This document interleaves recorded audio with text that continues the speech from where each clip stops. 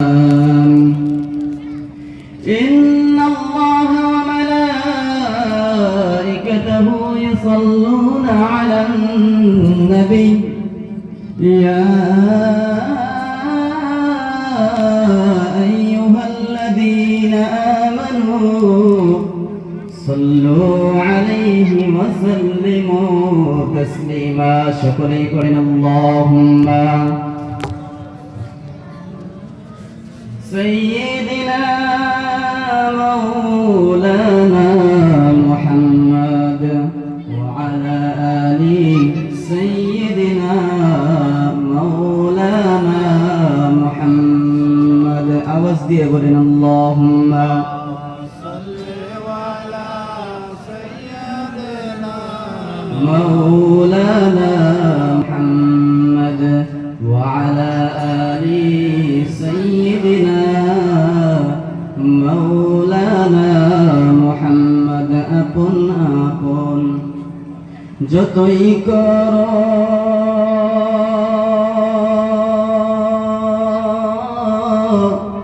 কেউ তো কারো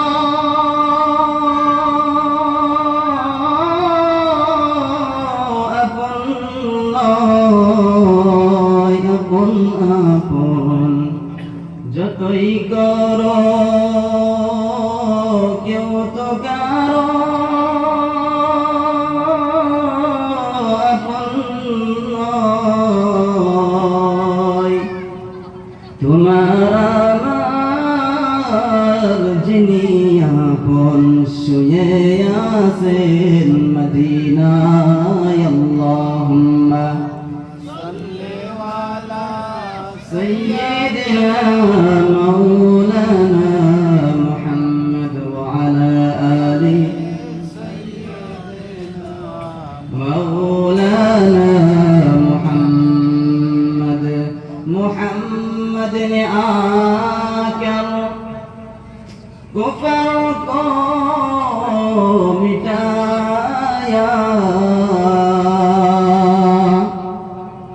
کفر کو مٹا کر صداقت بتایا بلغ العلا بکمالہ کشف الدجى بجمالہ حسنت جميع خصاله صلوا عليه وآله قل لا إله إلا الله لا إله إلا الله لا إله إلا الله لا إله إلا الله لا إله إلا الله لا إله إلا الله لا إله إلا الله لا إله إلا الله محمد رسول الله الحمد لله نحيي قابل الاحترام আজকের সভা সম্মানিত সভাপতি সাহেব মুআজ্জাজ মুকাররম জাতির মাতার মুকুট হযরত উলামা ইকরাম সম্মুখে বসে থাকা মুরব্বী বাবাজিরা যুবক ভাইয়েরা ছোট ভাইয়েরা পর্দায় থাকা মা ও বোনেরা আল্লাহ তাআলার লাখো কোটি শুকর যে মহান আল্লাহ রাব্বুল আলামিন আমাদেরকে এই ফিতনা ফাসাদের জামানায় বিভিন্ন ফিতনা ফাসাদ থেকে ফারিগ করিয়া কুরআন ও হাদিসের মজলিসে বসার তৌফিক দিয়েছেন সেই আল্লাহ রাব্বুল আলামিনের শুকরিয়া আদায় করে নেই সকলেই বলি আলহামদুলিল্লাহ মুহতারাম দোস্ত বুজুর্গ এটা জান্নাতের বাগান আমার কথা নয় আল্লাহর রাসূল সাল্লাল্লাহু আলাইহি ওয়াসাল্লাম সাহাবায়ে কেরামদের সামনে বলতেছে ইদা মারাতুম বিরিয়াদিল জান্নাহ সাহাবায়ে কেরামদের সামনে বলতেছে সাহাবারা যখন তোমরা জান্নাতের বাগানে যাতায়াত করো ফারতাউ সেখান থেকে কিছু হাসিল করিও সাহাবায়ে কেরামরা বুঝতে পারেন নাই বলতেছে ক্বালু ওয়া মা রিয়াদুল জান্নাহ ওগো আল্লাহর রাসূল জান্নাতের বাগান কি বস্তু কি জিনিস আল্লাহর রাসূল সাল্লাল্লাহু আলাইহি ওয়াসাল্লাম জানাইয়ে দেয় ক্বালা হিলাকুদ যিকরি যেখানে আল্লাহ তাআলার জিকির করা হয় অর্থাৎ কুরআন ও হাদিস থেকে আলোচনা করা হয় সেটাকে আল্লাহ রাব্বুল আলামিন জান্নাতের বাগান বানিয়ে দেয় সকলে বলি সুবহানাল্লাহ মুহতারাম এটা জান্নাতের বাগান।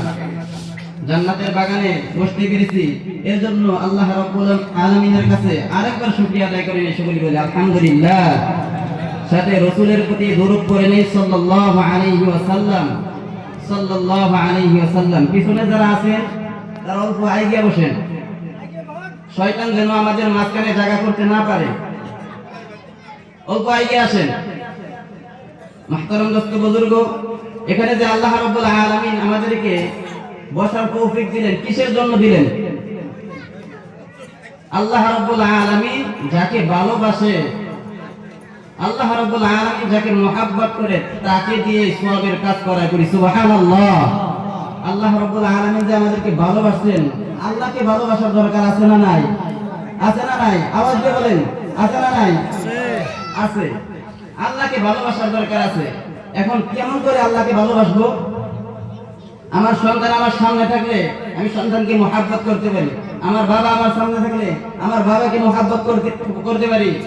আমার ভাই আমার সামনে থাকলে আমি ভাইকে মুহাব্বত করতে পারি। সামনে না থাকলে কিভাবে মুহাব্বত করব? আল্লাহ তো আমাদের সামনে নাই, কিভাবে মুহাব্বত করব? আল্লাহ পদ্ধতি জানিয়ে দেয়। আল্লাহ পদ্ধতি জানিয়ে দিতেছেন। আল্লাহ রাসূলের উপর কোরআনের আয়াত নাযিল করেছেন।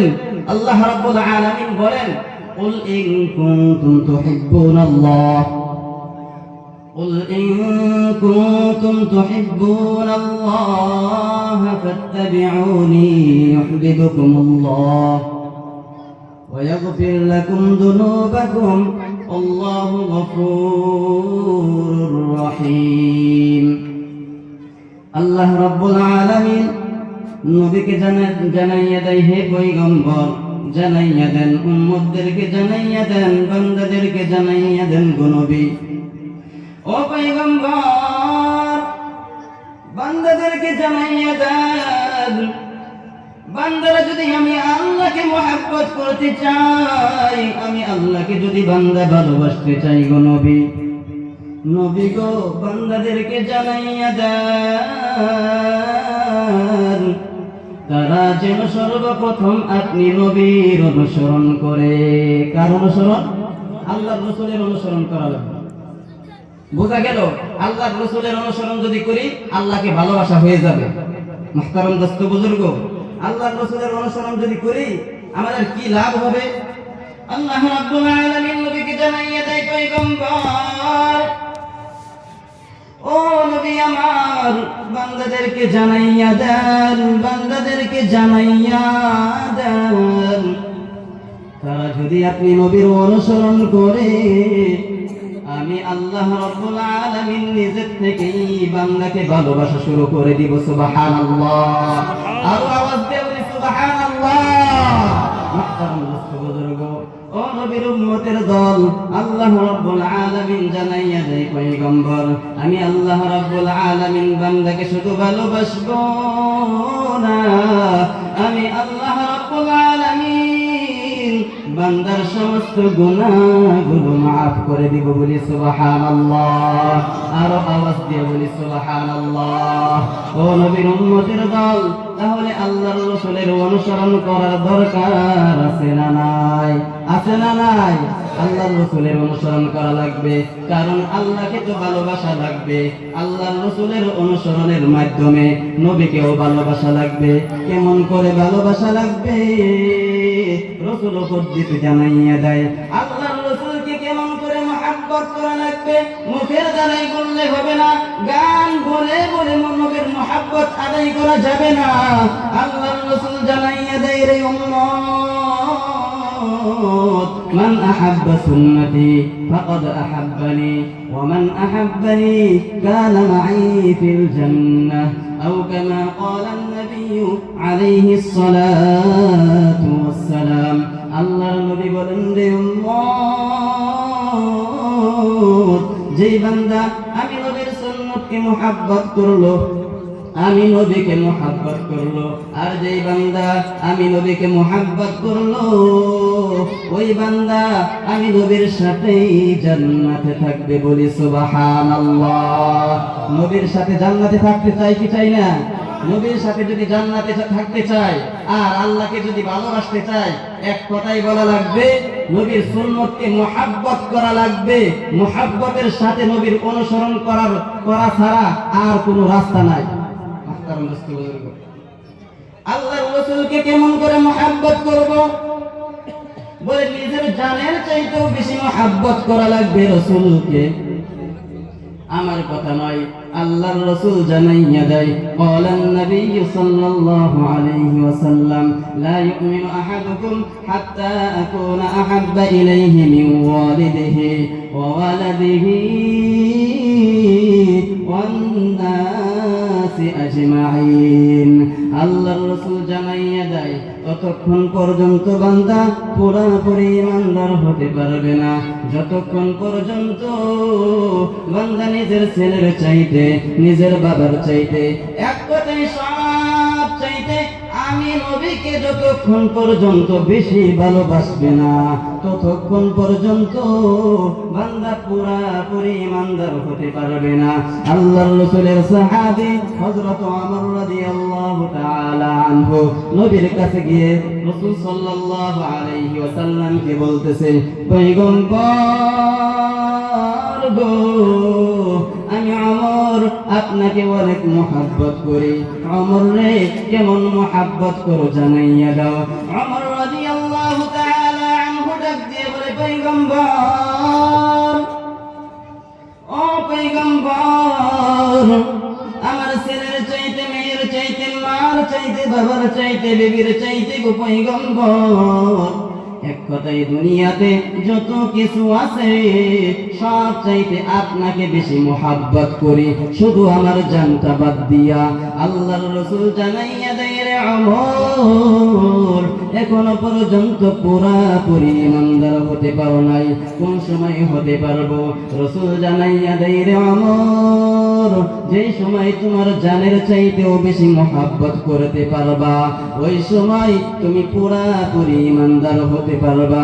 ওমর ডাক দিয়া বলে, পয়গম্বর, খোদার কসম, এই সময় থেকে আমার জানের চাইতেও আপনি নবীকে বেশি মুহাব্বত করি। বলি সুবহানাল্লাহ, আওয়াজ দিয়ে বলি সুবহানাল্লাহ। এই ঘটনার দ্বারাই বোঝা যায়, এই হাদিসের দ্বারাই বোঝা যায় আল্লাহর রাসূলকে নিজের জানের চাইতেও বেশি মুহাব্বত করা লাগবে। লাগবে কি লাগবে না? কিসের জন্য লাগবে? ও নবীর উম্মতের দল, আল্লাহর রাসূল সাল্লাল্লাহু আলাইহি ওয়াসাল্লাম সারা জিন্দেগি উম্মতের জন্য বড় বেকার, সারা জিন্দেগি উম্মতের জন্য কান্না করে গেলেন। নবী আমার ইন্তেকালের সময় উম্মতকে বলেন নাই, ইন্তেকাল করবেন তারপরেও উম্মতকে বলেন নাই। আজরাইল আলাইহিস সালাতু ওয়াস সালাম নবীর বাড়িতে হাজির, নবীর বাড়িতে যখন হাজির, আল্লাহর রাসূল সাল্লাল্লাহু আলাইহি ওয়াসাল্লামকে সালাম জানাইয়া অনুমতি নিয়ে যখন ঘরের ভিতরে প্রবেশ করেন, লম্বা ঘটনা শর্টকাট করে বোঝাবার জন্য বলতেছে, আল্লাহর রাসূলের অনুমতি নিয়ে আজরাইল আলাইহিস সালাতু ওয়াস সালাম যখন ঘরের ভিতরে ঢুকে যান, আল্লাহর রাসূলকে ডাক দিয়ে বলে, পয়গম্বর, আল্লাহ রাব্বুল আলামিন আমাকে পাঠাইছেন আপনার জান কবজ করার জন্য। তবে ও পয়গম্বর গো, আল্লাহ রাব্বুল আলামিন আপনার পারমিশন নেওয়ার জন্য বলেছে। আপনি যদি জান কবজের ব্যাপারে পারমিশন দিয়ে দেন, আমি আজরাইল আপনার জান কবজ করে নিয়ে যাব। ও পয়গম্বর, আপনি যদি পারমিশন না দেন, আমি আজরাইল আলাইহিস সালাতু ওয়াস সালাম জান কবজ করব না। আল্লাহর নবী জানাইয়া দেয়, রে আজরাইল, আইনা আখি জিবরাইল, আমার ভাই জিবরাইল কোথায় রে? জিবরাইল কোথায়? আজরাইল আলাইহিস সালাতু ওয়াস সালাম দেখে বলে, পয়গম্বর, জিবরাইল ফিস সামাইল উলা, জিবরাইল আলাইহিস সালাতু ওয়াস সালাম প্রথম আসমানে আছে।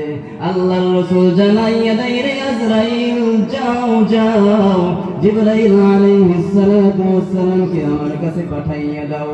আজরাইল আলাইহিস সালাতু ওয়াস সালাম জিবরাইল আলাইহিস সালাতু ওয়াস সালামকে পাঠাইয়া দেন নবীর কাছে।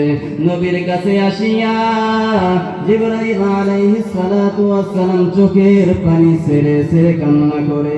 নবী আমার কান্না করতেছে, জিবরাইলও কান্না করে, নবী আমার কান্না করে। জিবরাইল আলাইহিস সালাতু ওয়াস সালাম আল্লাহর রাসূলকে ডেকে বলে, পয়গম্বর গো, কিসের জন্য কান্না করেন? আপনি আল্লাহর মোলাকাতে যাবেন গো নবী, আপনার কোনো কান্নার মানে আসে না। পয়গম্বর গো, আপনি কিসের জন্য কান্না করেন? আল্লাহর রাসূল সাল্লাল্লাহু আলাইহি ওয়াসাল্লাম জিবরাইল আলাইহিস সালাতু ওয়াস সালামকে ডেকে বলে, রে জিবরাইল, তুমি কিসের জন্য কান্না করো? কিসের জন্য কান্না করো রে জিবরাইল? জানাইয়া দাও। জিবরাইল আলাইহিস সালাতু ওয়াস সালাম চোখের পানি ছেড়ে ছেড়ে কান্না করে ডাক দিয়ে বলে, পয়গম্বর, পয়গম্বর গো, আল্লাহ রাব্বুল আলামিন আমাকে বিশেষ একজন ফেরেশতা বানাইয়া পাঠাইছেন। ও পয়গম্বর, আমি জিবরাইল নবীদের কাছে ওহী নিয়ে নিয়ে যাইতাম। পয়গম্বর গো, কিছু নবীর কাছে 10 বার, কিছু নবীর কাছে 20 বার এমন করে যাইতাম। ও পয়গম্বর গো, আপনার কাছে 10 বার নয়, 20 বার নয়, 30 বার নয়, 100 বার নয়, 200 বার নয়, ও পয়গম্বর 1000 বার নয়, 2000 বার নয়। পয়গম্বর গো, আমি জিবরাইল আপনার কাছে 24,000 বার ওহী নিয়ে এসেছি। বলি সুবহানাল্লাহ। আল্লাহর রাসূলকে জিবরাইল আলাইহিস সালাতু ওয়াস সালাম কান্না করে ডেকে বলে, পয়গম্বর, আপনার কাছে আসিয়া আমার যেই মহব্বতটা হয়েছে, আপনি চলে যাবেন, আপনার সুন্দর চেহারা আমি দেখতে পারবো না, আমি সহ্য করতে পারতেছি না। পয়গম্বর গো,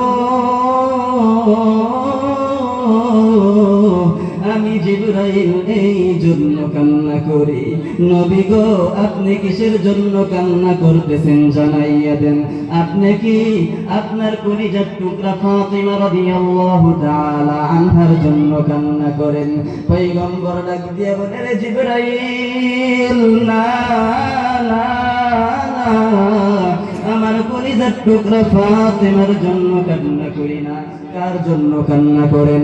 আপনার সাহাবায়ে কেরামদের জন্য কান্না করতেছেন নাকি? পয়গম্বর ডেকে বলে, জিবরাইল, না না, আমার সাহাবায়ে কেরামদের জন্য আমি কান্না করি না রে জিবরাইল। কার জন্য কান্না করেন? আপনার মুহাব্বতের বিবি খাদিজার জন্য কান্না করতেছেন নাকি? জিবরাইল আলাইহিস সালাতু ওয়াস সালাম এই কথা বলার পর আল্লাহর রাসূল ডেকে বলেন, জিবরাইল, আমি কারো জন্য কান্না করি না। কার জন্য কান্না করেন গো পয়গম্বর? নবী আমার কান্না করে ডেকে বলে, রে জিবরাইল, আমি নবী চলে যাওয়ার পর আমার গুনাহগার উম্মতের কি অবস্থা হবে? বলেন আল্লাহু আকবার। আল্লাহর রাসূল জানাইয়া দেয়, রে জিবরাইল, আমি যদি চলে যাই আমার গুনাহগার উম্মতের কি অবস্থা হবে? একটু জানাইয়া দাও, আল্লাহর কাছে জানাইয়া দাও, আমার গুনাহগার উম্মতের জিম্মাদার কে হবে? আল্লাহর নবী কথা বলার পর জিবরাইল আলাইহিস সালাতু ওয়াস সালাম আল্লাহর কাছে চলে যায়। আল্লাহর কাছে চলে যাওয়ার পর আল্লাহ রাব্বুল আলামিন জিবরাইল আলাইহিস সালাতু ওয়াস সালামকে ডেকে বলে, রে জিবরাইল রে,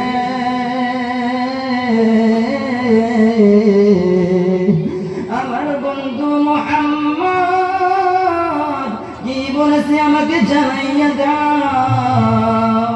জিবরাইল আলাইহিস সালাতু ওয়াস সালাম ডেকে বলে, ও আল্লাহ, ইন্তেকালের সময় আপনার বন্ধু উম্মতকে বলেন নাই, আপনার বন্ধুর উম্মতের কি অবস্থা হবে এই চিন্তায় পড়ে গিয়েছেন।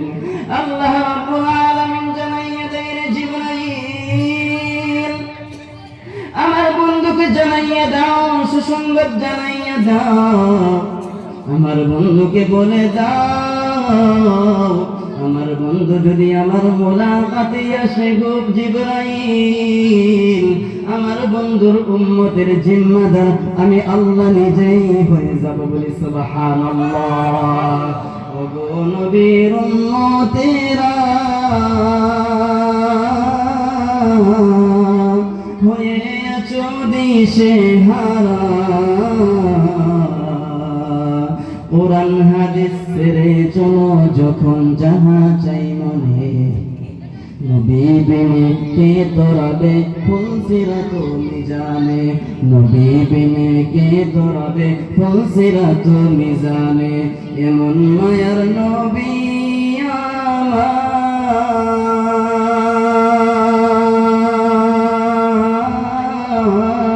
আমার, পিতা মাতা নাই যে তাহার, তারপরেও কত আঘাত করলো তাকে দুশ্মনে, নবী বিনে কে তরাবে ফুলসিরাত মিজানে। আল্লাহর রাসূল সাল্লাল্লাহু আলাইহি ওয়াসাল্লাম এবার আজরাইল আলাইহিস সালাতু ওয়াস সালামকে পারমিশন দিয়ে দেয়, রে আজরাইল, তোমাকে পারমিশন দিয়ে দিলাম, তুমি জান কবজ করে নিয়ে যাও। আজরাইল আলাইহিস সালাতু ওয়াস সালাম যখন আল্লাহর রাসূল সাল্লাল্লাহু আলাইহি ওয়াসাল্লামের বহুত মুবারকে হাত দিয়েছেন, আল্লাহর নবী বহুত কষ্ট পেয়েছে। আল্লাহর নবী আজরাইল আলাইহিস সালাতু ওয়াস সালামকে ডেকে বলে, রে আজরাইল, আমার বুকে কি তুলে দিয়েছো? আমার বুকে কি তুমি উহুদ পাহাড় তুলে দিয়েছো নাকি? আজরাইল আলাইহিস সালাতু ওয়াস সালাম ডেকে বলে, ও পয়গম্বর, ও পয়গম্বর, আপনার বুকের উপরে আমার হাত রেখেছি, এত কষ্ট হয় কেন? মৃত্যুর যন্ত্রণা এত কষ্ট হয় নাকি? আজরাইল আলাইহিস সালাতু ওয়াস সালাম ডেকে বলে, পয়গম্বর গো, মৃত্যুর যন্ত্রণা তো আরো কষ্ট হয়। আল্লাহর রাসূল কান্না করে ডেকে বলে, রে আজরাইল, যত কষ্ট দেওয়ার দাও আমাকে দাও, আমার উম্মতকে মৃত্যুর যন্ত্রণা দিও না, দিও না, দিও না। আজরাইল আলাইহিস সালাতু ওয়াস সালাম ডেকে বলে, পয়গম্বর, আপনার যে উম্মত নেককার হবে গো নবী, ওই নেককার উম্মতের জান কবজ আমি কিভাবে করব জানেন? কিভাবে করবা? আজরাইল আলাইহিস সালাতু ওয়াস সালাম ডেকে বলে, পয়গম্বর, ছোট শিশু যখন মায়ের দুধ পান করে, পান করতে করতে যখন ঘুমাইয়া যায়, ওইভাবে আমি জান কবজ করব। আর আপনার গুনাহগার যদি উম্মত হয়, আল্লাহর নাফরমান বান্দা যদি হয়, ওই নাফরমান বান্দার জান কবজ আমি কিভাবে করব জানেননি? আল্লাহর রাসূল আজরাইল আলাইহিস সালাতু ওয়াস সালাম কি বলে, রে আজরাইল, জানাইয়া দাও। আজরাইল আলাইহিস সালাতু ওয়াস সালাম ডেকে বলে, পয়গম্বর, আল্লাহর নাফরমান বান্দা যেই বান্দা হবে, একটা খাসি উল্টো দিকে ছড়াইলে যেই কষ্টটা হয়, ওই নাফরমান বান্দার জান আমি আজরাইল তার চাইতে অধিক কষ্ট দিয়ে নিব। আজরাইল আলাইহিস সালাতু ওয়াস সালাম নবীর জান কবজ করলেন। ও নবীর উম্মতের দল, এই ঘটনাটা বলার উদ্দেশ্যই হলো মায়ের নবী ইন্তেকালের সময়ও আমাদেরকে বলেন নাই, আমাদেরকে তো আল্লাহর নবীকে মুহাব্বত করতেই হবে। কিভাবে করব? বলে সাহাবায়ে একরামদেরকে ফলো করো। সাহাবায়ে একরামরা রাহমাতুল লিল আলামিন নবীকে কেমন মুহাব্বত করেছে। আল্লাহর নবী সাল্লাল্লাহু আলাইহি ওয়াসাল্লাম যখন ইন্তেকাল হয়ে যায়, সাহাবায়ে একরামরা পাগলের মতন করা শুরু করে দেয়। সাহাবায়ে একরামরা কোনো ঘুম নাই, খাওয়া নাই, মনে হয় পাগল হয়ে গিয়েছে, সব মনে হয় পাগল হয়ে গিয়েছে। সব সাহাবায়ে একরামরা কান্নায় বেহুশ। আল্লাহর নবীর সাহাবী হযরত বিলাল রাদিয়াল্লাহু তাআলা আনহু কাপড়ের টুকলা মাথায় লইয়া হযরত আবু বকর সিদ্দিক রাদিয়াল্লাহু তাআলা আনহুর কাছে গিয়েছে। আবু বকর সিদ্দিক রাদিয়াল্লাহু তাআলা আনহুর কাছে গিয়ে ডাক দিয়ে বলতেছে, ভাই আবু বকর, আমি বিলাল মদিনায় থাকতে চাই না। কেন থাকতে চাও না? বিলাল কান্না করে ডাক দিয়ে বলে, রে আবু বকর ভাই, যেই মদিনায় আমার নবী নাই, ওই মদিনায় আমি থাকতে চাই না। আবু বকর সিদ্দিক রাদিয়াল্লাহু তাআলা আনহু কান্না করে ডেকে বলে, রে বিলাল, আমাদের সামনে থেকে মায়ের নবী চলে গিয়েছে, তুমিও কি আমাদেরকে ছেড়ে চলে যাইবা? বিলাল ডাক দিয়া বলে, রে আবু বকর ভাই, উপায় নাই, আমি থাকতে পারবো না। বিলাল রাদিয়াল্লাহু তাআলা আনহু কাপড়ের টুকলা মাথায় লইয়া ওই সিরিয়া শাম দিকে রওনা দেয়। সিরিয়ার দিকে একদিন নয়, 2 দিন নয়, কিছুদিন যখন পার হয়ে যায়, বিলাল রাদিয়াল্লাহু তাআলা আনহু যখন কিছু সময় বিশ্রামের জন্য নেয়,